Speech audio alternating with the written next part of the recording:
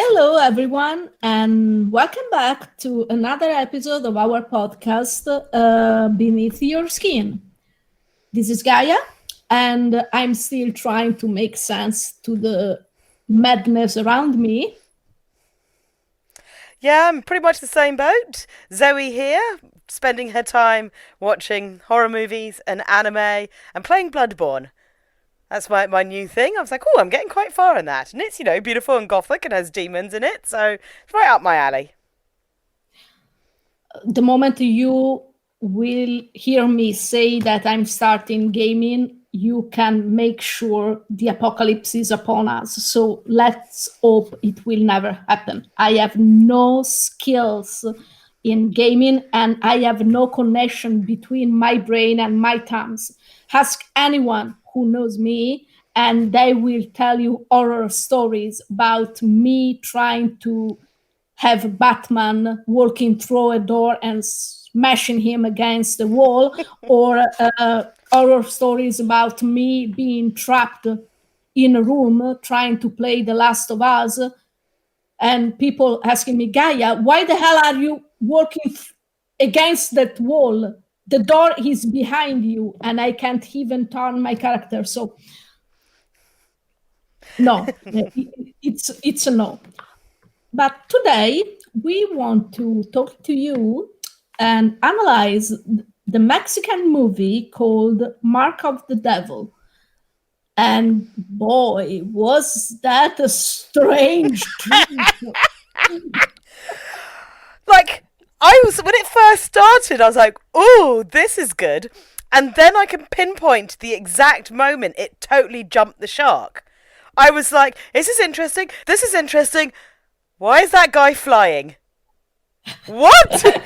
And then I was like, wait a minute, this movie has jumped the shark now, because it went from demonic possessions and, finding an old Necronomicon and being, atmospheric and well-made to, did that guy just fly? Yes, he can fly. Why is somebody flying in this movie? That's a good question. And sadly, we don't have an answer. But really, at some point, you really lost not only the plot, you lost everything. And you are just left keeping watching because there is nothing else you can do. And but you learn a lot of things that won't be useful in real life for you. But you know, what people say, you never stop learning, and what you have learned, perhaps you can use it in another life. So the first thing we learn in this movie is that a priest can actually fly, because he's not a priest, he's an exorcist, but okay, yeah, he can fly. And another thing that you learn and that you could use more or less is that you are a drug dealer, and your client pay you regularly, and said client is also an exorcist who beats the shit out of demons for a job, you don't want to screw him up. Really, you don't want to. Why are you going to lose a good client just because you are an asshole? Yeah, dumb move. You wouldn't do that. I mean, I feel like I was watching two different movies, and then they kind of came together, and I was like, this is so unrelated. It's so random. It was so random. Yeah. Like, some of it was good, and then some of it was like, that happened. Does it remember the plot? Did someone else come? Like when you watched, the one in Mexico with Tarantino and George Clooney? From Dusk Till Dawn. Yes, that one. From Dusk Till Dawn. You're watching it, and then halfway through it's another movie. That's what this was. It was like, It was a demonic possession film. No, it was about two messed up dudes fighting evil. And it was just like, I feel like two people got a hold of this script and went, haha, we have these two ideas. Smoosh! And the runtime is only an hour and 20 minutes. So it gets there fast. It's like, and Damon's in this character, and they already do this, and she obviously is into the cult, so she knows what's going on, and that's a possession, and she knows that, and he knows that, and there's a backstory. We never find out about how these guys met or anything, but they're obviously best friends for life, and the most important people in each other's lives, and it's just like, bam, bam, bam, bam, bam, bam, wee! And you're just like, Jesus, for the first time ever, I'm like, you know what this movie could have done?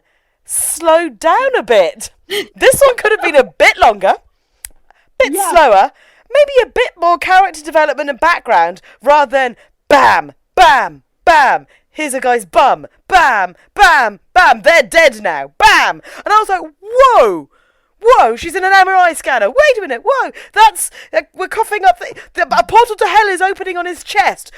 Jesus Christ, movie, give me a minute.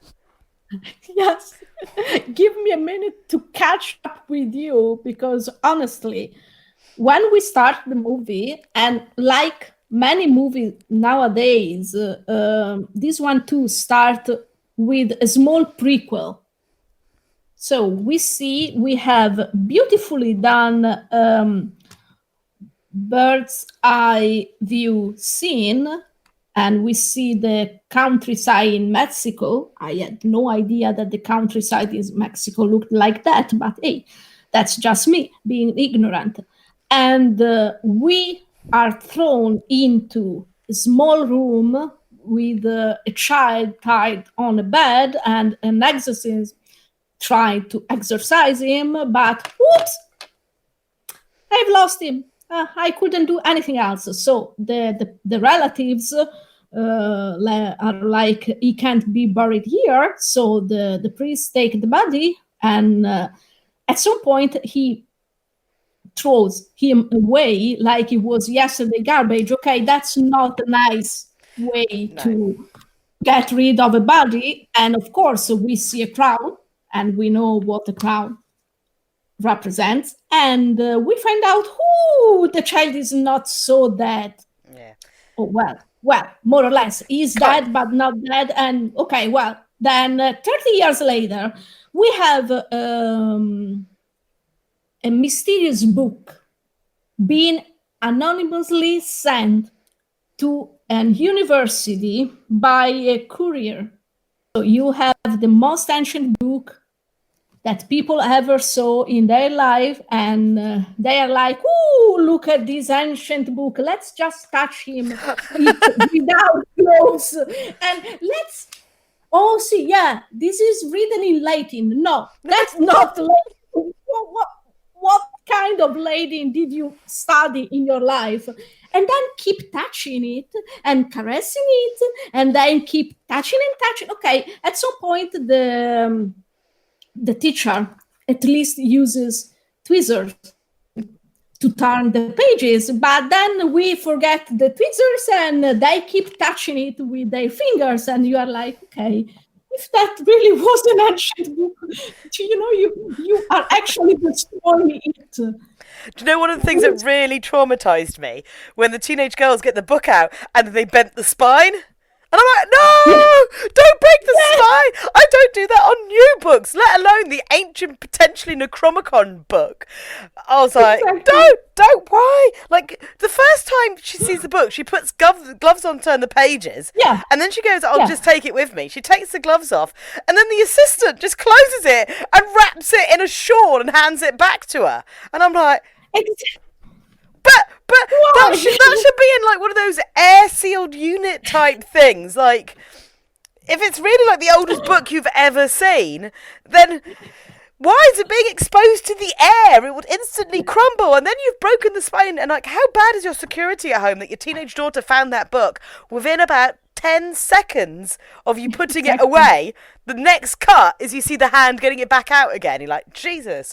I mean, it's a lot of rapid fire editing. Like that opening, the opening was really strong. The possession scene and the boy being demonic possessed. I was like, that's a really good possession scene. It's really good acting. I love the way the cracks appeared across the wall. And really good makeup and sounds. It was good. And then you're like, oh no, the boy didn't survive it. And then the family are like, we can't bury him here because evil. So the priest takes him away. And I was a bit like, oh. And then you hear him kind of growl. So the priest does I'm just going to whee, off a cliff. Don't bury him. Just roll the body down the cliff. I'm just like, I mean, I'm surprised the child didn't get eaten by carrion, but we find out later that the whole point of that first bit is because Yeah. there was reasons, but like really loose plot reasons. But like, dude, priest, you don't just go, oh no, it made a noise, whee, off like and roll down some hills. And then you pan to under the bed where the Necromicon was, which explains why the child. Where did that Necromicon come from? Like, why that child? Why is the book there? Has it been under the bed for 30 years? If I found a weird book under the bed, like, I wouldn't just go, I'm going to send this to some linguistic university. Like, who sent the book? Why did they send the book? What? There is no. And we don't find out any of this. None of this. And why the book didn't possess anyone else in 30 years?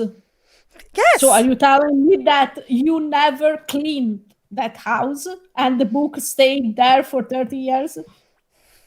Yeah, no. With dust bunnies under a bed? Really? Yep. Was no one could read the Latin. I took one look at that and goes, that's written in Sanskrit. Sanskrit. Exactly. The Sanskrit predates Latin. It's not going to be in Latin. It's going to be in Sumerian or something like that. And I bet no one could read in Latin because it wasn't written in Latin. No. So that was the only thing that they got right. I can't read Latin. Yeah, I know, because that's not Latin. So. Oh dear. And then we do. Yeah. Oh. And then, of course, we have 3 young people. They are not really teenagers, but they are as smart as them, more or less. And what do? Ooh, this looks like the Necronomicon. Let's try it. Dum-dums. It's just like, they find the book, they give you a little bit of exposition to explain that they're kind of into occulty things and they know what it is. Well, if you know what it is, and then the boyfriend goes, wouldn't it be funny if you read some? Oh, I'd like to see that. What do you think was going to happen? And then they read it and they're all like, oh, Cthulhu. And I'm like, oh yes, they mentioned Lovecraft at the beginning. Okay, so this is not the devil. This is they're contacting Cthulhu. And I'm like, okay, this is not how you do Lovecraftian horror.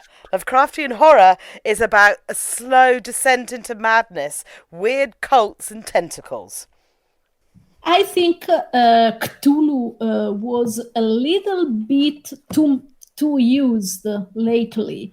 This is not the first time we see something related to the ancient.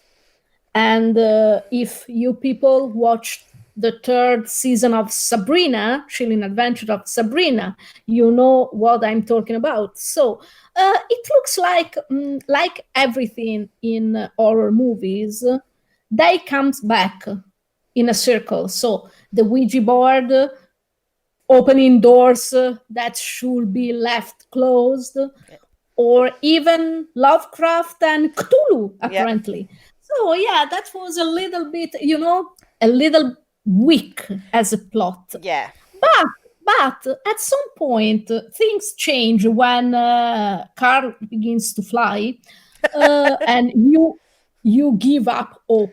Honestly, you give up hope because you are there and you don't want to know what else could happen.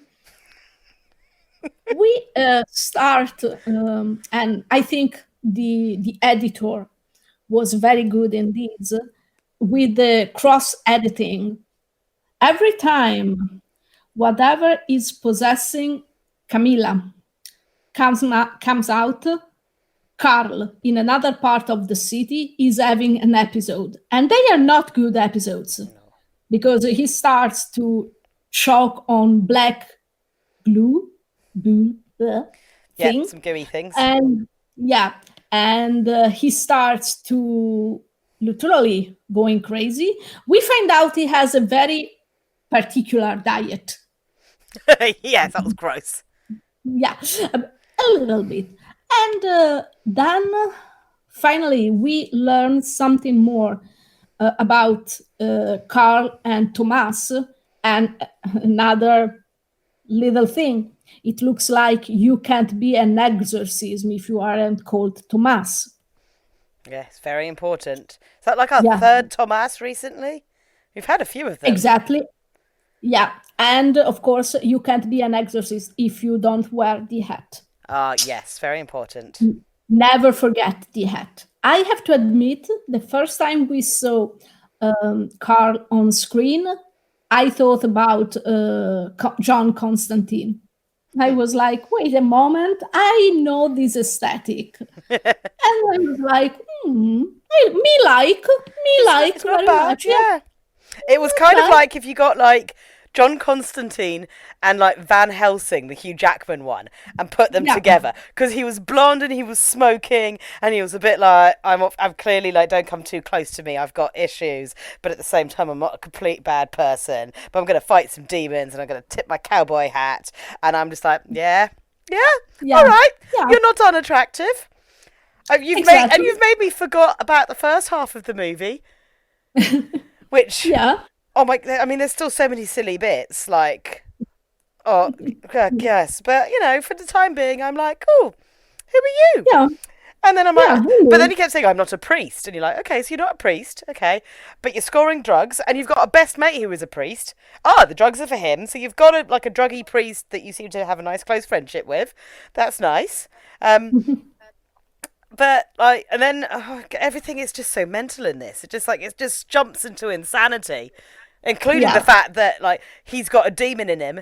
But is he controlling the demon? Is the demon and him the same person? Is the demon nice? Is the demon not nice? Or is he just like has he?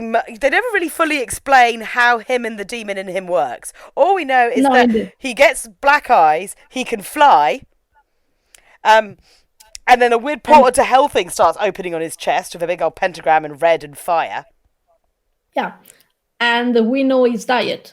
Yes, a little bit of intestine. Yummy, yummy. Yeah. Ooh. Blech. And yeah.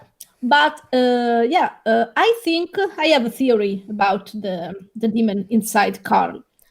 I think the demon comes out when Carl is in danger, not because the demon is a nice demon, but because he wants to protect himself, because Carl is his vessel. And I think he comes out in this movie because he feels the presence of his sister. We know the two demons possessing Carl and Camilla are Cthulhu's children. Okay, so he comes out when he feels someone who can challenge him for the power and control over this realm. And I like that at some point this whole movie turns into a family story. So on a side we have a normal family with two daughters who are possessed at some point, but they have loving parents, and the parents want to protect them, so they don't believe that Camilla is possessed. They believe that there is something wrong with her, so they took her to the doctors, have her tested for everything, and of course, no one can understand what's wrong with her because there is nothing medical wrong with her. On the other side, we have this very strange relationship between Carl and Thomas. We know now that Carl is the little child that the priest threw away like yesterday garbage, and Thomas is the young priest that found him in the morning after Carl killed the priest and had a yummy dinner with his insides. And since that moment, Thomas protected Carl, and Carl began to protect Thomas because demonic possession is also represented as an addiction. Both men are struggling with their own demons. One is a physical demon, and one is an addict. So both of them have demons to fight against, and both of them are still fighting just because they have each other. And even if it's not an healthy relationship, because Carl finds drugs for Thomas, and Thomas knows about the Carl's diet sometimes. So, but they are still there for each other. So they really, at some point, they are even closer than a father and a son, because in this relationship, blood is not important. Even if they are not blood related, they are still very close. So close that sometimes you have to wonder if there is something else going on there. Yeah, I mean, I that's for the one definitely passion. started shipping it, especially by Yeah. the time when like Carl is like passed out in the street and Thomas finds him and then he's trying to like get him out of whatever wiggy state he is, and then they're just hugging each other and he's like, "You are the most important person in the world to me," and I'm like, "Yeah, that's Oh, love. That's beautiful love." And yeah, yeah, you yeah, kind of, I agree. it's just like, yeah, as I say, it's just there's two different storylines going on in this film and not enough time for both of them. I mean, I will No, say indeed. that I liked the fact that the family unit was a nice family unit. Like the parents and the kids got on. The parents got on with each other. The kids liked their parents. I was like, this is a nice family. Normally there's a dick or a single mother or someone working too hard and abandonizing, or one of the kids is rebelling. No, they were just a nice, normal, regular family that apparently doesn't know how to respect a Exactly. really ancient book. So, but apart from their bad book etiquette, I was like, oh, this family's really nice. They don't deserve all this crazy. They're just nice and normal. No, So I appreciated it being nice and normal. At first, I me too. appreciated the fact that they were using a different mythology than it's the devil, because that way, especially since that means that like Carl and Thomas can be friends, because he's not possessed by the devil, he's possessed by something Lovecraftian, and you know not the same. It is weird that like I find it so weird. It's because it's a Mexican horror movie and they're so Catholic in Mexico, and they've got all that strict religious belief. I was like, okay, it's got to be the devil, and then they were like Cthulhu, and I'm like, huh? Lovecraft? Fair enough. I love Lovecraftian films. But the difference in doing a good Lovecraftian film and a bad Lovecraftian film is a good film using Lovecraft never says it's a Lovecraft movie. And you just start Exactly. watching it and go, oh. So films like The Void, which is excellent, and like Reanimator and Cold Skin, and there's loads of them. They have the iconography, the feeling, the key tropes of a Lovecraft, you know, that dread, that sinking horror, the madness, the unknown creature, and but they never at one point say, "Ha ha, this is Cthulhu." That's how you know it's good. When you know it's bad is when they go, "Ooh, the ancient one is coming," or in this one they just straight up went, "It's an Necronomicon. It's Cthulhu. You're Catilla and you're unpronounceable." I kept calling it Yigoff because I couldn't pronounce it. I'm like, two on the Yeah. nose! Two on the nose! And then I also found the doctor dumb. It's like, well, she drank too much. That's why she slept for a day and is having seizures and puking up blood and metal is burning her skin. It's like, well, she took an ecstasy tablet. That's clearly why. And she's stressed. And why is she stressed? Why is she... It's like, probably because you keep shouting stressed at her. It's like, this is clearly not stress. I love how she goes, of course I'm stressed at the moment, but not because of, like, what you guys think it is. I'm not stressed because I've got stress. And I'm like, goodness, there are enough physical signs to know that there's like, I mean, she's got burn marks and cuts and stuff. They went with stress before they went with abuse or self harm or anything. And yeah, there's nothing wrong with her. She's just stressed and drank too much. Yeah, that's it. Drinking too Wow. much, it totally makes my necklaces burn through my skin. But you know, Yeah, and of course, when we drank too much, we float above our beds. yeah, totes. Stress Yeah, reaction. totally. There we Yeah, go. yeah, yeah, absolutely, absolutely. And yeah, no, I like the parallel between the parents' relationship with the two kids, the two daughters, and Thomas and Carl on the other side. And of course, we see a nice family. Everyone is okay in the family. No one is abusing anyone else, and blah blah blah. And of course, we know something terrible is going to happen to that nice family. So at some point, we have two daughters possessed by Cthulhu's children, killing their parents.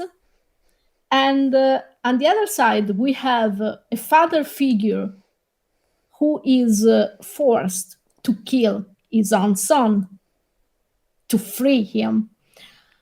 Because at some point, Thomas tells Carl, I'm waiting for your sign. And only when Thomas shoot him, we understand what the sign was. So since the beginning, Thomas knew that at some point he had to kill Carl to free him. And the movie ends exactly like it begins, with a priest carrying a body. But this time, there is so much love in the way Thomas prepares the Carl's body, in the way he carries the body into a cave. And it reminds us of what happened after the cross with Jesus, who was taken down from the cross and laid in a cave by people who loved him and who were there for him. So the first time Carl dies, he dies alone. This time, Carl has someone who loves him so much. So the down and he leaves. We have to ask ourselves: is this really the end? Is Carl finally at peace with himself and with everything that happens to him? And then, because we watched too many Marvel movies, we stayed until the end of the end credits. And of course, there was a scene then, and we see Thomas touching the same damn book and still using bare hands to do it. And the door opens, and we only see a shadow. We hear Thomas saying, I was waiting for you. And we see this shadowy figure putting on a hat. So are we saying that he's finally free? Is he still possessed by Cthulhu's son? Are we going to watch a second movie about these two? I would be up for that. I would be totally up for a spin-off with those two. Yes. Going around doing exorcisms and basically being sweetly in love. Any kind of love, I don't care. Yeah, just being together would be fine. It's like, by this point, you've kind of just like forgotten about the plot, because it goes a bit batshit. Like, the demons start fighting, and instead of like the usual like I was expecting someone to start like doing like the sacraments, or like, you know, and cast you out and blah blah blah. No, they just launch each other and start physically fighting and rolling around tables and smashing each other into walls. So I'm like, well, this is a funny kind of exorcism. This has gone like full, like, you know, Buffy the Vampire Slayer or Teen Wolf or something. And it's like, so they just beat each other up for a bit, and then it's 2-on-1 beating up, and then there's family members slowly start getting killed off by the daughters, and I'm like, oh no. And then I do like the fact that, like, Thomas had the Bible with him, and he kept going, he's like, it's not now, and I'm like, okay, he's finally going to open the Bible and say, like, pray for us, get out, blah, blah, and he opens the Bible, and there's a gun inside it, and I'm like, this Bible, you've been carrying around a Bible belt this entire time, is actually just hiding your gun. And that was the final signal, so that you can shoot the guy, because he basically goes and sucks like the other demon out of it, and so there's now two demons inside him, clearly like going whatever demons do inside you, and he's like, no, kill me, so he can kill both the demons. And then it goes into all the loving, like, washing of his body. And I'm like, that is a man who loves that man. It's washing, it's beautiful. I've wrapped you in this beautiful clean sheet. I'm going to this weird Lazarus cave. And I'm going to do a wonderful, beautiful speech about just like Jesus when he was taken down. He came back from the dead. And I was like, are you implying that he's going to come back to life? Maybe. All the credits are going. And oh yeah, he was waiting for you. He was waiting for you in the bedroom. Like, so I think there's a ghost has come back to the bedroom, but it's just very much like yeah. And then I just kept thinking to myself, was like, I am totally going to watch the spin-off, the spin-off, like the gay adventures of Carl and Thomas. I would totally watch that. I mean, it's a really, really damaged, like, druggy priest and our, like, exorcist cowboy with demonic powers. I'm like, this will be a great show. Just give me the TV spin off of those two. That's all I want in life now. So, people, if you had a good time listening to us, let us know. And if you want to watch the movie, of course, we want to know what you think about it. And you can find us on Facebook, Beneath Your Skin, on Tumblr, Beneath Your Skin 2020, and we have a Twitter account.